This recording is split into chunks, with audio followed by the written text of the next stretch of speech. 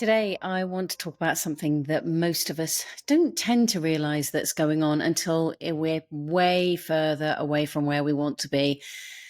And it's your mind, it's your thinking mind, more specifically, that internal voice that sounds like you um, and is narrating pretty much every single moment, but it isn't the reliable narrator that it purports to be. Welcome to another episode of Coming to Your Senses, where we talk about navigating the labyrinth of the mind and emerging victorious.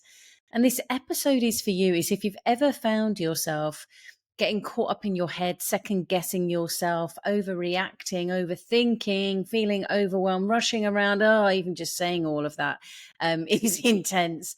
But then it might be that you walk away from situations and you're thinking like, why did I do that? I can't believe I said that. What was I thinking? And the truth is you weren't. Well, not consciously anyway. Thinking was happening and your thinking has taken the wheel and it's driven you where it wants to go, probably more than you realize.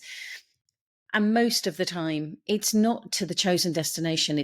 We're not getting the outcome that we're really looking for. And part of that is because we're just not realizing what's in the driver's seat. And when you aren't in the driver's seat, you're reacting to a story. You're reacting to what the thinking mind is making up. And most of us are being driven by an inaccurate story, inaccurate thinking.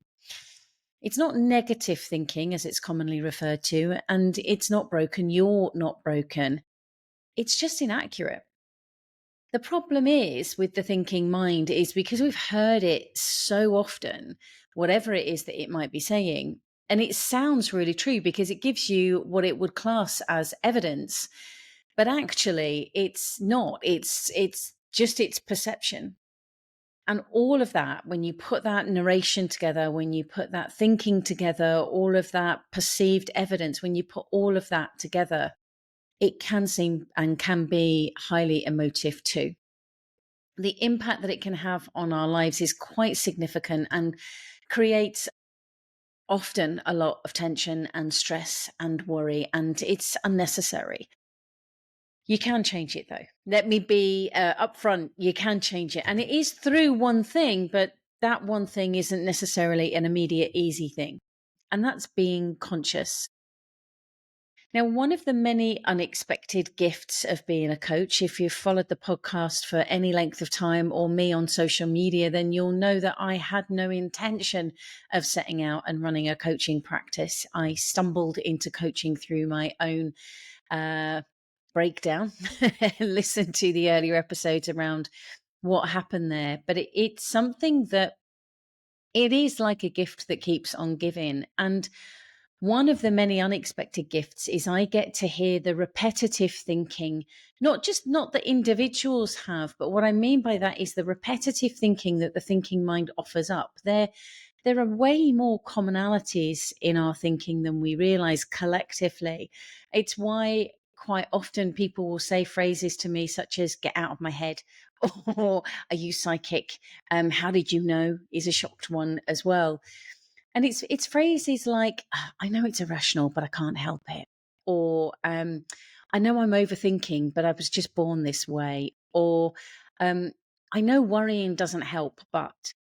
And it's been a gift for me as a coach to hear the repetitive nature of this thinking and the commonality of this, because it's giving me an opportunity to realize that it really isn't you. It may seem like you because it's your personal experience, but actually, the clarity of it from my perspective as a coach and as a human being, I just get to see it as a coach, is that that's when the thinking mind is behind the wheel. And it's not looking for clarity. It seems like it is because it's gone off searching for something, but it's not looking for clarity. What it's looking for is a perceived set of certainty and control. And it's caught in habit a lot of the time. Now, as I mentioned, I believe, and I have witnessed this both for myself and also with clients, is that this can be shifted. And it is through conscious awareness, being consciously aware of what's actually going on versus what the thinking is telling me is going on. We need to start to notice that for ourselves, see the impact of that, then we can make a choice. Very often we don't, though.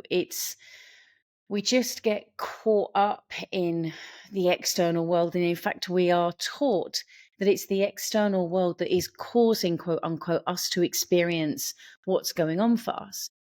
But if that was true, then every single one of us that are in or that are experiencing the same things in the external world would be reacting the same way. And whether it's that we're watching the same movie or we are at the same event or whatever it is, you can see collectively, if you've got a group of people together, that not everybody reacts the same way. Therefore, it can't be the external world that causes how we are experiencing. It has to be coming from the thinking mind and how the thinking mind is interpreting what's going on for us and how it individualizes that. If you've listened to the first episode of Coming to Your Senses, you'll know that in the early 2000s, I experienced a breakdown. I tried different therapies, but it was coaching that truly helped me transform my life. Initially, when I discovered coaching, though, I couldn't afford it. And it was a kind soul who sponsored me not only to have coaching, but also to train and become a coach. And my promise to them was that I would pay it forward. And I've done that in many ways over the years, initially through social media and private Facebook group called Confidence Revolution, and also through Coming to Your Senses, the podcast. But it triggered for me a passion to really want to make and create a secure, supportive space for people to be able to come together and have conversations that transform their lives. So I created the Conscious Conversations community. It's a group where we meet on more than once a month. We have a focused theme, which is guided by the community and facilitated by me. There's hundreds of hours of learning and resources and materials to help you transform your life in a like-minded space. Because I get passionate about it and because this was my promise to pay it forward, I'm offering you the opportunity to trial it for £1 for the first month. If that appeals to you, then head to juleswyman.online/conscious conversations offer. juleswyman.online/conscious conversations offer to explore what's available for you through being part of a conscious community.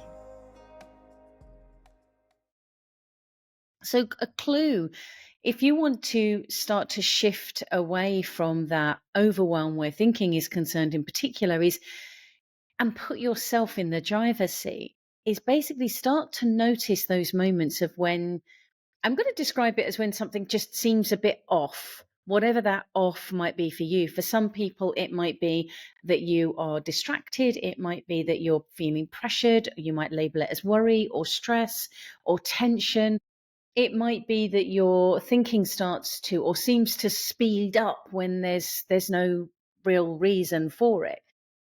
It's listening out, it's watching, it's noticing those things. And one of the things that is very clear to me is that thinking seems to have come up with this strategy for the majority of people. That is, if I think a lot, if I speed it up, if I can find that solution, it's hidden in there somewhere. It becomes quite intense. That then what it can do is drive an urgency, whether that's fear or whether it's being frantic or whether it's just that stress and that panic. And I think that can often lead to a sense of anxiety for many people as well. Is it's sped up because it's looking for that solution when actually the urgency, and I know from my own experience that when you are in a genuinely urgent moment, such as a car crash, that actually thinking does the complete opposite. Is it slows down so that the awareness that you can engage with in the external world can provide solutions. So when the thinking mind has taken over and it's jumped into the driver's seat and it's telling or retelling a story, start to notice what's going on for you, because very often what I notice is that's when I can truly see that there's inaccuracies that are going on. So, for example, it might be, I need to sort this out. I have to sort this out. If I handle it, I have to come up with an answer right now. What if something goes wrong? What will they think? I should know what to do by now. That level of urgency can seem helpful, but is it? Check. Check for the accuracy of it. Maybe it might be creating a story as if it's true. And it may seem true because you've heard it often and you believe it. Because you believe it and you then discover that it's not a true story doesn't mean that there's a problem with you or you lack confidence. It's simply that the mind it is really convincing. It convinces me of all sorts every single day, unless I'm aware, unless I take notice and make a conscious choice. The thinking mind is very loud and it's very convincing. It doesn't seem to me to be looking for accuracy or truth unless we step into the driver's seat with that. So that's another clue as well. Another clue to be looking out for is very often what I notice with clients. And I had a client in the office last week actually who he articulated it in this way, which he came in and he was like, oh, and he was, oh, it's kind of, I'm going to say Eeyore, but that's an extreme of it. But his head was down and he was all slumped and his body was all tense and his breath was quite shallow. And I could see the tension within him. And through our conversation, we started to recognize where the thinking was making up inaccuracies and telling a story, and it was in the driver's seat. And the moment he began to switch and put himself in that position, he sat upright. And by the end of the session, and his words were, I can't believe how different I feel just through having this conversation. Nothing in the external world had changed. The things that he wanted a resolution for hadn't got an immediate resolution. But actually, the thinking that was saying, have to find that answer now, and the tension that was creating in his body had just slipped away because he was focusing in a different way. And that gave him an opportunity to experience what was going on, but from a different perspective.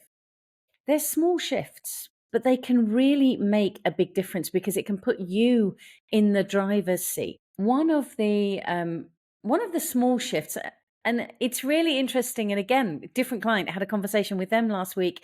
I've been working with them for a while, and they were talking about there's a particular situation that had happened at work, and he had responded very differently to how he'd done before. And somebody who works very closely with him looked at him and went, well, that's not how I expected you to react. And his words were, that's because I'm not reacting, I'm responding. And one of the shifts that we've spoken about a lot, which is a really small one, it's not easy to catch, but it can make such a significant impact, is when we shift from speaking in third person, you language, to first person of I language. So, for example, a client might say something along the lines of, when you mess things up and you think, oh, I can't believe I did that. You always get things wrong. You should know what to say by now, and you're not. And it's very generalized and it's detached. And often the statements come slipping out with a great deal of, it's not questioned. And they're spoken in that third person. And when it's spoken in that third person, what I notice is it's spoken as fact, both for the person who's speaking, but also to the listener. You know what it's like when you mess up. Actually, I don't know what I haven't messed up. So I don't know what you're talking about. And when I reflect this back, and often simply by saying to the person, can you retell me all of that, but put it in first person?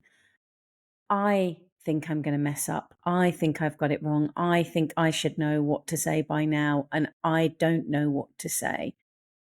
There's often a shift from a physiological perspective that I can witness as they take ownership.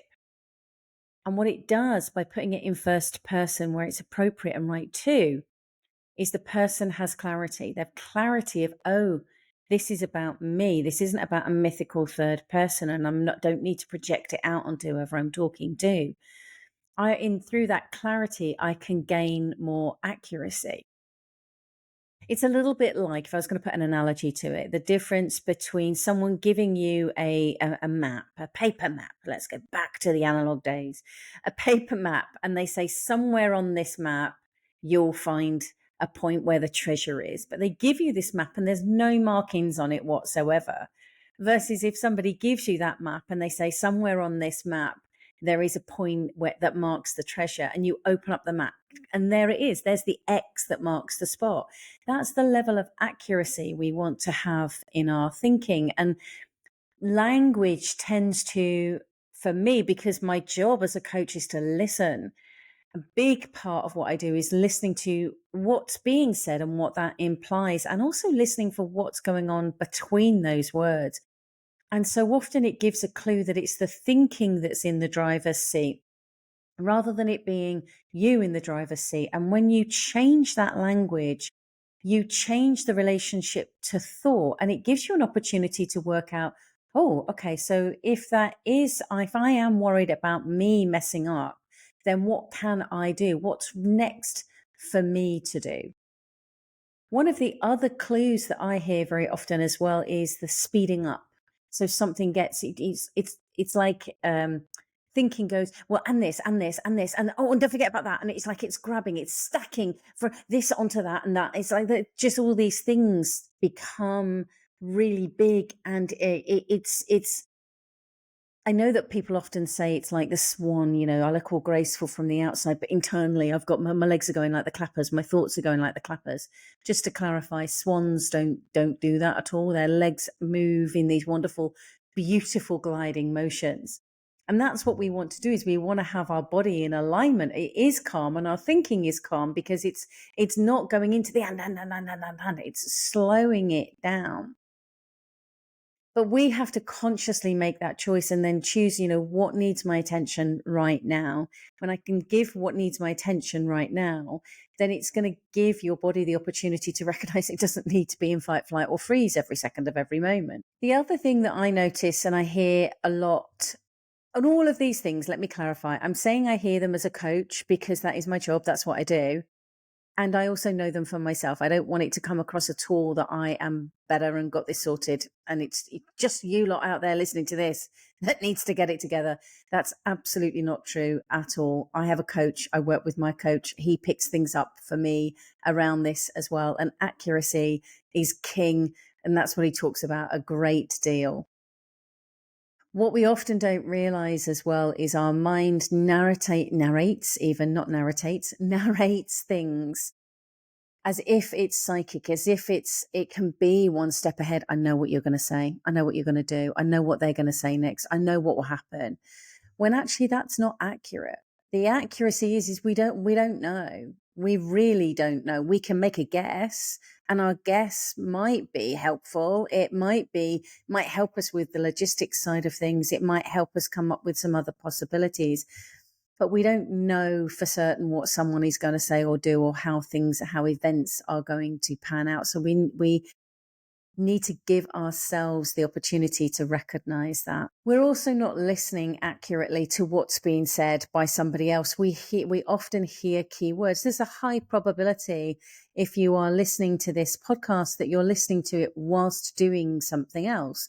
I do it myself, when I'm, if I'm out driving or if I'm doing the ironing or whatever. That's when podcasts, cooking is another opportunity of where I listen to podcasts a lot. So we need to be very careful when we're doing that, because we're doing something else has actually got our attention in that moment. Hopefully, if you are driving has your attention. But what that means is we're then listening becomes hearing, and it's hearing and picking out key words. And when it does that, the thinking mind then fills in the blank. Now, it's not just if we're listening to something such as an audible in this context.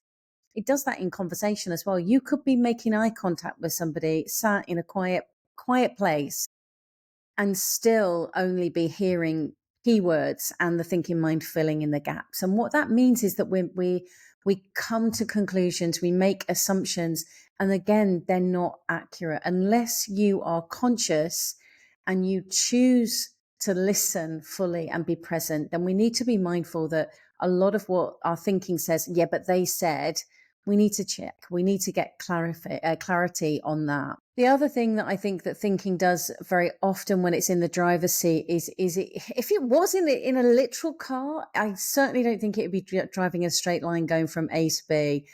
It's like it's going from A to Q to Z to it's all over the place because it has this distraction. And I think that this has got worse in the last 4 to 5 years, maybe a bit longer, with the influence of technology and screens. It to me, with how people are showing up, it's very clear that it is having an impact. And that distraction means that when something comes up, it's like, well, I have to get it done and I have to get it done now, but we're being distracted.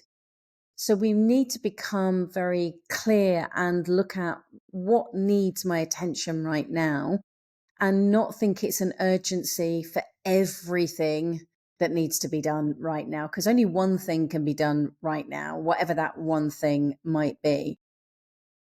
The key with all of this, the message that I wanted to share, and the reason I wanted to share this is, I'm recording this toward the end of November. And very often someone said it to me at the weekend. I was at an event and someone said, good luck with the chaos season. And I thought it was very interesting that they have a perception that this time of year is the quote unquote chaos season, whereas I don't see it as that at all. If there's chaos, then I have a choice whether I want to engage with it or not. And the key with that is about noticing when your thinking has taken the wheel. And if it's in the driver's seat, then just pause. Again, I want to reiterate, it's not in the driver's seat because you're wrong or broken or it's negative thinking or anything like that. It's just doing what thinking does. So pause and make a choice. What's going to be helpful for me right now? What do I need to do, if anything? And take a moment. It doesn't have to be a half day or an hour long pause to work that out. But that natural slowing down gives you an opportunity to notice that you don't have to rush into that next thought. You can just pause. And often I notice this in coaching. This is again one of those things that I notice as a habit. Or sorry, let me change that. It's not that it's a habit, it's a commonality that we all have the possibility of, which is it accessing that quieter intelligence that often whispers and exists underneath the noise. So we need to create that gap between the noise, have that gap, and very often then we can hear that whisper that is often accurate, that's often reliable. But we have to listen for it. We have to look for it. When we can recognize that the thinking mind is not needed to be in the driver's seat, we don't have to stop it doing what it's doing, but we need to make a choice and put ourselves in charge. What I notice happen is that this creates a shift in relationships because we relate to people in a very different way. What I notice is, for me personally, my decisions have become much cleaner and clearer because I'm accurate with what it is that I'm looking to do. And for many, many people, what I witness, including myself, is that confidence becomes even more accessible every single day, in every moment, regardless of what's going on. You have access to clarity. You have access to those quiet whispers, but you have access to that confidence as well. You have to make that choice. So here's something that I'm going to invite you to reflect on this week, which is, where did my thinking take the wheel today? What happened in that moment? And what could I do differently next time? It's not about I got it wrong. There's no beating yourself up. My motto is be kind with what you find. When you notice something, you have the opportunity to do something different because you can see the impact that habit is having. And that's what I want to invite you to do. I'd love to know in the comments how you get on with this. And if this resonates with you and you're thinking as you're listening to this, I know so-and-so would really benefit from this, then share it with them. And remember, whatever platform you're on, to like and subscribe, because that really helps the channels. I'm pretty sure you hear that from everyone on every single channel, but it is so true. And I really appreciate you being here, staying right to the end. And I look forward to catching up with you again on another episode of Coming to Your Senses.